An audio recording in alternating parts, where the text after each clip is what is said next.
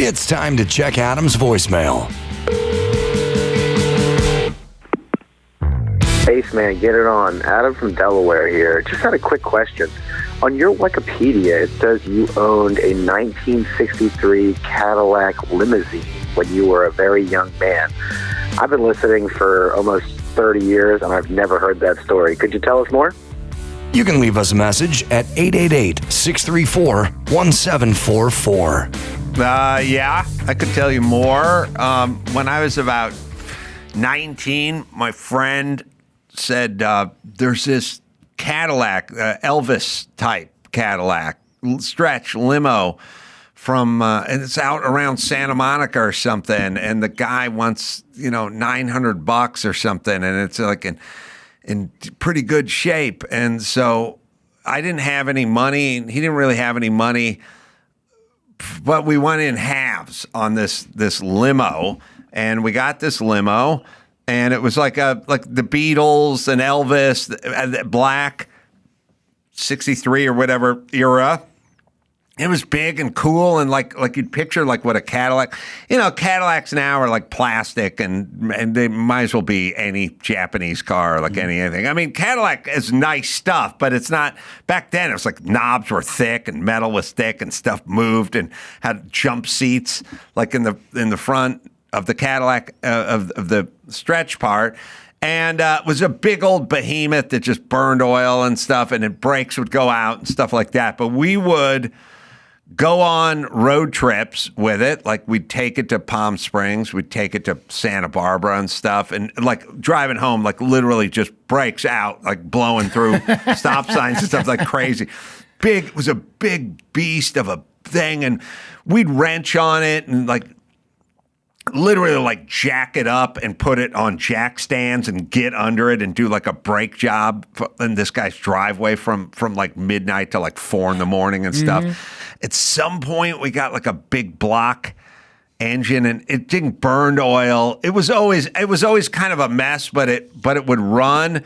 And we would like, if one or the other had a date, the other would like dress up as a chauffeur and like come pick you up in this amazing Cadillac. There's a picture, Dawson, somewhere from one of my books, but it's in our computer, where it's all the dudes just sitting on a lawn of a house that has a Coke sign up on top of it. And the caddy, I think, is sitting on the person's lawn, like black and white. Everyone's 19. Bunch of dudes. It looks like The Outsiders or something. And it's in the book. It's been some of my books, but it's in our computer somewhere, and there's a Coca-Cola sign that's on this house for some reason. Anyway, it was just a pile of super heavy, super kind of fun. Would pile in tons of people and just go on runs and stuff and have fun with it, but it would, break down a lot. And we had an Elvis plate for it. It said Elvis, but with 2 E's. And it kept getting stolen because they'd steal the plate. And then we'd get a ticket for not having a license plate on it, but it was because it got stolen. And eventually it just got like too many tickets. But yeah, we went in. Yeah, there it is. There you go. Oh, it's not black and white. Sorry, it's a color TV. That's cool. The thing about this picture, first off, the picture's taken from across the street or in the street. That's the bed of my pickup truck. It's a Mazda pickup truck that has what you're looking at hanging out. The bed of my pickup truck was a saw guide and an extension for a roller for painting people's houses. And if you go tight on me, I'm wearing the pants I painted in, which were like camis, camo? but yeah, the camos that were completely disgusting, full of paint, and wearing my boots. Like I just got back from work, and there's Ray, because Ray would get in his underpants when they would take a picture. Why wouldn't he be in his underpants, because we're taking a picture and everything. Yeah. And that's the Cadillac that we had fun in. We didn't have any money, and it was just a bunch of dudes, but it was like kind of a good time. And sure, I don't know, you could kind of drink and drive back then, and we'd take road trips and shit and get girls, and it was like fun. But we didn't. It's the last thing we needed was an uninsured, busted up Cadillac, but, cheap thrills back then. Like, we didn't have any money. Yeah, you guys literally look like you're about to go fight the socias in that picture. You weren't kidding when you said the outsiders. I know. Those are the dudes I hung out with. Yeah. Limos like that were so much cooler before the 80s. Huh? Oh, yeah. They got all plastic and weird and they boxy, and they had like style and flair back then. And it was cool. This is a Cadillac from the 60s with like cool features. And it wasn't any different than, the one, JFK. Well, not a convertible, but I just mean like the president or Elvis or the Beatles would have just been in the same car. We just lived in North Hollywood and had one. Did it have the doors that sort of open from the middle? Like where they would swing out? I don't think they were what they call suicide doors. Although if you go to the picture again, you might be able to see. But no, or just any 63 Cadillac limo. I don't think they had suicide doors. I'm almost they sure call suicide doors. They didn't. Yeah, the Lincolns had what they called suicide doors. That doesn't have that homicide sunroof.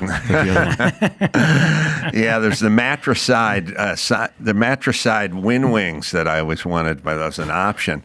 If you go to 63 Caddy, you don't need this picture, but any 63 Caddy limo, because we didn't do anything to it. I don't think it had suicide doors. The Lincolns had suicide doors for a short period of time, and then they got away from that.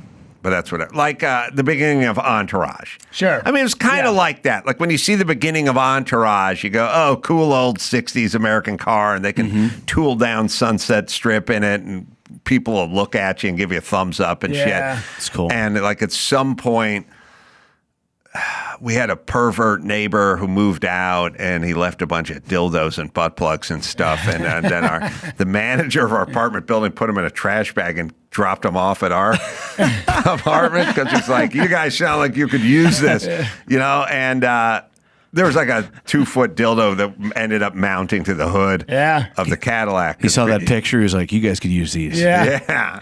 I actually, he lived in the unit below us, and he could hear why we needed those dildos. And because there was something going on upstairs like all night, every night. And so he just brought us a big bag of dildos and butt plugs and gave it to us. So, it was, cheap thrills. Yeah. Simpler times. Oh, it's so cool you guys had great cars, man, because, I don't know, when I grew up in the mid-'90s, we had like a 1986 Pontiac Sunfire that held 4 people with no seatbelts and AM rate. Like, it was just garbage. It was you guys at least had something this fun. car was 20 some odd years pre to whatever date. It was an old 60s car. I mean, you could have bought a 60s car in the 80s or the 90s or whatever. It wasn't like a contemporary modern vehicle. It was old, and it was weird and busted up, but we were kind of mechanically inclined, so we could kind of piece it together and get it running. Keep it rolling. Yeah. Sure. Yeah. All right, awesome. News. Do some news? All right, let's do it. So the Olympics obviously are going on, and you may have seen this in the hours after the Winter Olympics. Legend Lindsey Vonn broke her leg during a high-speed crash, which we got the video right here. I think we maybe watched this yesterday, Ace. Maybe, I can't remember, but check out the video because it is oof. Yeah. Positive. So she breaks her leg. Now she's getting a lot of backlash. People online talking about that this was very selfish and foolish. You may have heard that just before the Winter Olympics that first they called it a torn ACL. Now they're starting to backpedal a little bit and call it a ruptured ACL. Listen, I've yelled at everybody all the time. This is my story about when they go, those Catholic schoolboys were out chasing those bottlenose dolphins.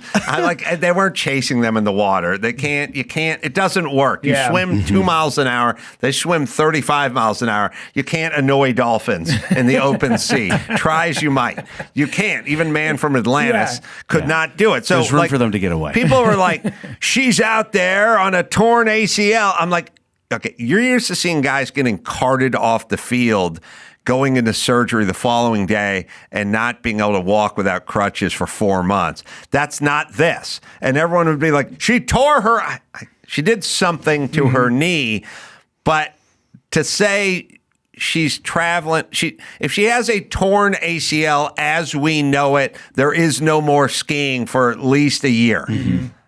So that's not what this is. And 5 days later, after she tore her, she didn't do what she's saying and what you're hearing she did because she couldn't walk. Okay, so she damaged her knee. Yeah, and it's her. After all this training and all this time put in, it is up to her to decide that. I don't understand why other people are upset with her. Because it takes a spot? That's so is that right? if she would have had withdrawn, the USA could have nominated another qualified skier for the team. The thing is, if she would have won a gold medal, we all would have been going, that's an American. Right. That's an American. Look at that. Tears her ACL, gets out there, wins the gold. That's an American. Yeah. So ruptured, not as bad as torn? Is that what we're saying? Yeah, well, I could have gone for even partial tear. Listen, but that's not none even of the us. case. None of us are orthopedic surgeons, No. but if you tear your ACL in football, you're done for the season. You do not come back the next week. Yeah. And so if you tear your ACL as we know it, you cannot participate in a downhill event for a year. And you're right. I just thought of it in terms of balls, and you're absolutely right. Yeah. I was thinking about it myself. Yeah, you couldn't curl, let alone downhill ski on Yeah. a torn ACL. But we did get the gold.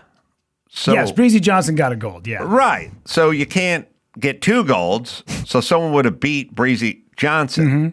Or maybe they would have got a silver. Silver. But Yeah. we got the gold. I mean, I think it worked out. Yeah. Wouldn't you say? Yeah. I mean, it's basically, this is the kicker missing 2 extra points, but you won the game. Right. And so it's like, man, not a great job, but we got the win. So Yeah. no harm, no foul. Did the We kicker got have the a gold. ruptured ACL? Partially. Partially ruptured. Yeah. Okay, good. Okay, good. All right. So moving on. Senator John Fetterman said he expects the Department of Homeland Security to shut down over a partisan funding feud as lawmakers remain deadlocked on key reforms. He broke with Democratic Party leaders on the issue, backing border enforcement and tougher ID laws.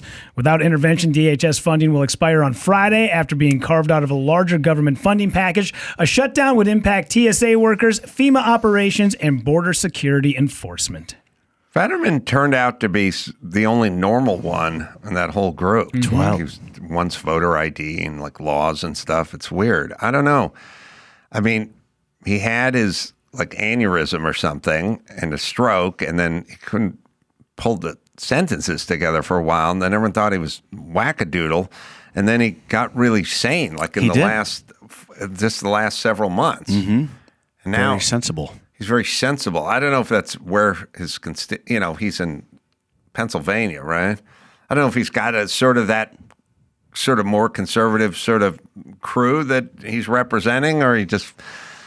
I think he seems very authentic to me. I don't think he's a good liar. I totally agree. He doesn't seem like he's doing anything for politics. He seems like he's just being reasonable. Sure. And I also like the fact that he does like the Adam Sandler thing where he wears like shorts and a hoodie. He just doesn't care. I feel like that means he's more authentic as well. He's not trying to please anybody. Yeah, I know. I sometimes worry, though, when I go, just anyone who agrees with me, I go, well, that guy's just being sensible and smart. You know what I mean? Because he just agrees with us. That's a really good point. But look, I think when it comes to something like voter ID, you're either for it or you're fucking lying. And Chuck Schumer has no problem going out there going, this is Jim Crow 2.0 and this is shades of slavery and stuff. Like Chuck Schumer's an example of a guy who will say anything at any time, like Nancy Pelosi. Like, they're obviously lying. They don't believe whatever it is. No one's listening to them, but they'll say whatever. And then the other guys that have like difficulty lying. And I would say Fetterman probably does. Yeah, the voter ID thing, I think, is my one. I don't understand. What is the argument against besides you're for fraud or? Well, I don't understand. No, what they do is first they'll just go with some Jim Crow 2.0 thing. Yeah, and which is some sort of blanket thing. Or even though 70% of African Americans want voter ID. Right. And it was like Joe Biden called it Joe Eagle or something like, or Jim Eagle, I think was what he called it. Jim, which is nuts, but a good name for a downhill skier. Jim Eagle. Yeah. That's Breezy Johnson. That's Peekaboo Street over there. Wow. It's quite a club of cool named people. Sounds like something you'd order at the waxing place. That's Give me the right. Jim Eagle Give me the Jim for my Eagle. wife. Yeah. So, so first thing they do is they just call everyone racist, and then eventually people start drilling down and go, what are we really talking about? And then at some point, when they realize that the whole just sort of black thing isn't really polling well because 70% want it or black want it and so on and so forth, they start going another direction, which is, what about women who took the married name of their husband, but their driver's license has their maiden name on it, and now they're prevented from voting? They start getting into these deep cuts of these machinations of shit that, by the way, it's never really happened. I don't think. There's never a specific example. It's always all these theoretical. No, what it is it is possible that somebody decided to get married on election day and also pick up their ID on election day, but they registered to vote 2 days earlier than that, and the last name is different, in which case I'm sure they could figure it out, but that's what they're saying now. They're done with black people because America's basically went like tough shit. But also what I've said is, if you don't have an ID, I don't want you voting, not because you don't have an ID, but because you don't participate in our society. Yeah. You're just going to vote yourself free shit. You're not paying taxes. You're not doing anything. Right. If you don't have an ID, you're not part of modern society. I don't know why we need your vote. Your vote's going to cancel out my vote. I create jobs and pay taxes. You do nothing. But I don't even believe, like, I'll put it to you this way. When you drive through LA and you see the freeway sign that says click it or ticket, people are either already wearing their seatbelt or not wearing their seatbelt intentionally. There is zero, they plug it in behind their back. Yeah, it's not plug it in, they right. didn't know. There's zero.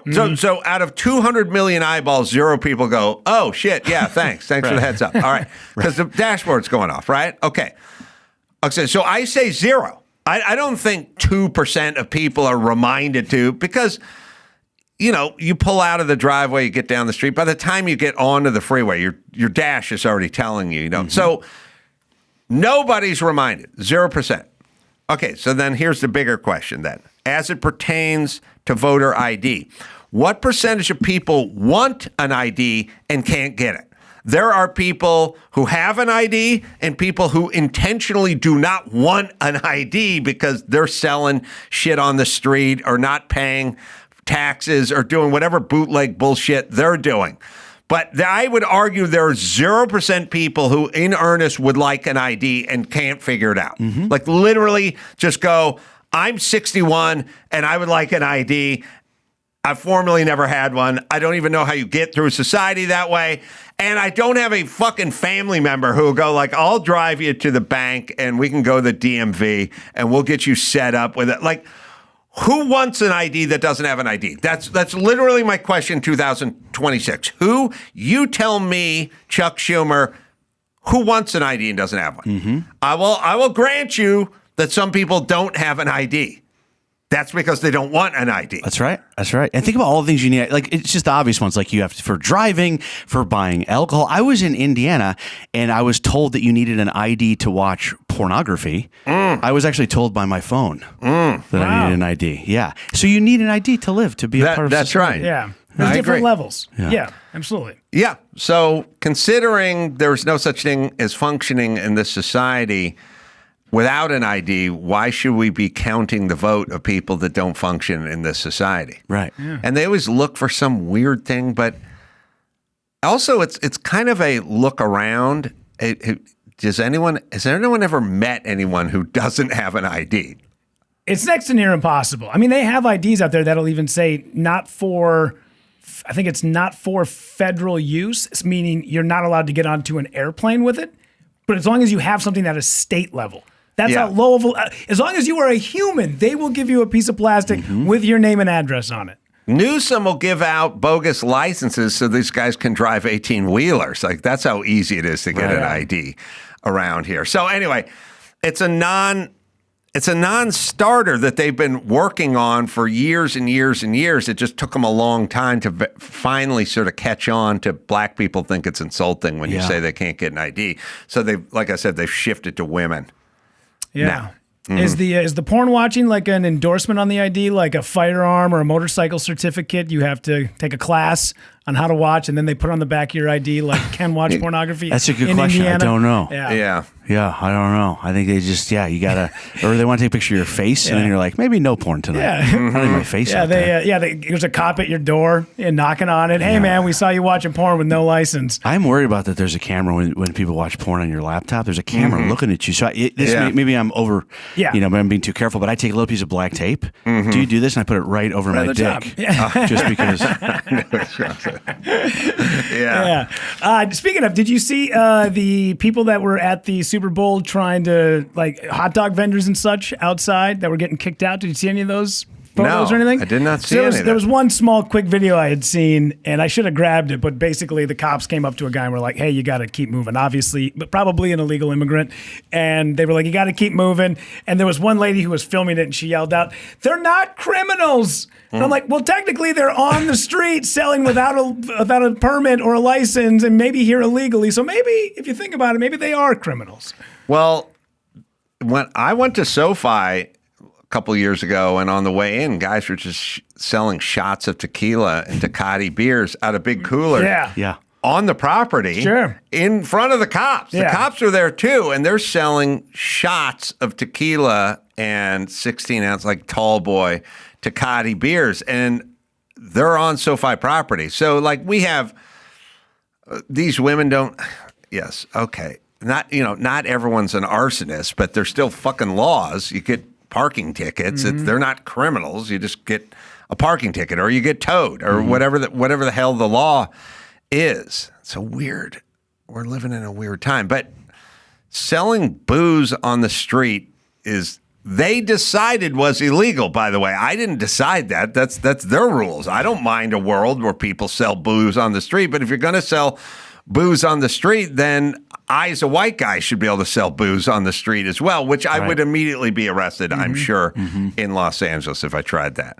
I never did it, but I always wanted to go down to Forest Lawn where they sold all the flowers and just open up a stand selling booze and dare the cops to come in and arrest me, which they would have, but they would have tell me why. In New York, they arrest things like that. There are guys on every corner, you probably saw, that sell like weed with no license, and some of them sell, it looks like stolen Apple stuff, and the cops walk right past. They don't enforce anything. Oh, yeah. No, that is another thing when I did that Newsom interview, when I was telling him about that shit. And he was like, these guys trying to make a damn living, trying to feed their damn, doing this Gavin Newsom, tough guy. This guy's out there trying to take care of business or whatever. It's like, listen, you guys need 15 permits for everything. Like if someone wants to open up a restaurant in Los Angeles, you know how many fucking permits they got to get for that? So don't give me this bullshit. By the way, open a restaurant without a liquor license and try to sell liquor in it. See what happens in Los Angeles or New York. We're looking at a vid of this. San Francisco getting rid of them. Oh, okay. It's for the Super Bowl too. Yeah. Oh, Bad Bunny just bought 2 ghetto dogs now for them there, by the way. Yeah, there was a street vendor in the Super Bowl halftime show, was there not? Didn't he walk up to somebody and get a hot dog or something? And not only did he buy a hot dog, he bought some jewelry too. I think a guy was selling stolen watches. Yeah. All right. Okay. All right. Well, moving on over to the East Coast. New York Mayor Zohran Mamdani faced backlash Sunday after suggesting that a mentally ill man who was shot after allegedly charging at police officers with a knife deserves mental health treatment instead of criminal prosecution. This came after a 22-year-old man was shot by NYPD officers in Queens for allegedly charging them with a large kitchen knife during a mental health episode. Oh, yeah, he got into trouble, too, because he went and visited the guy in the hospital, but didn't visit the cop or some version of that. But here it goes, everyone, all the happy talk.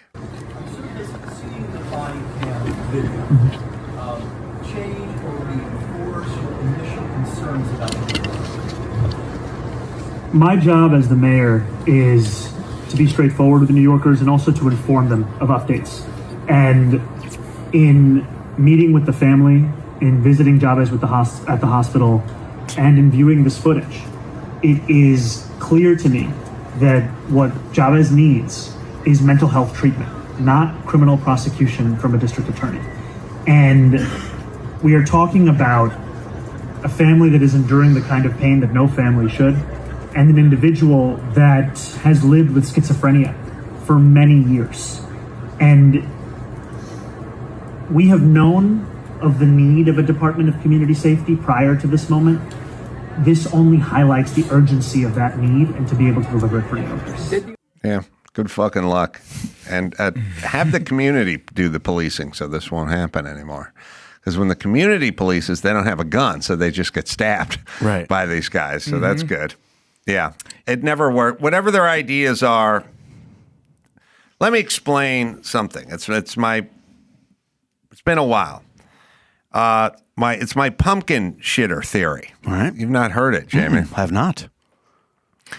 The theory goes that if you have a society where you can take Halloween candy and put it in a plastic pumpkin and leave it on the porch and put a sign that says, limit yourself to one piece of candy, please, we're out of town, and you have a society where kids go up, take one piece of candy, and leave, then you can have community policing and you can have a police safety zone and police safety commission and a community safety commission and injection zones and clean needle exchanges and judgment-free injection zones. You can have all that because you have a society that can do it.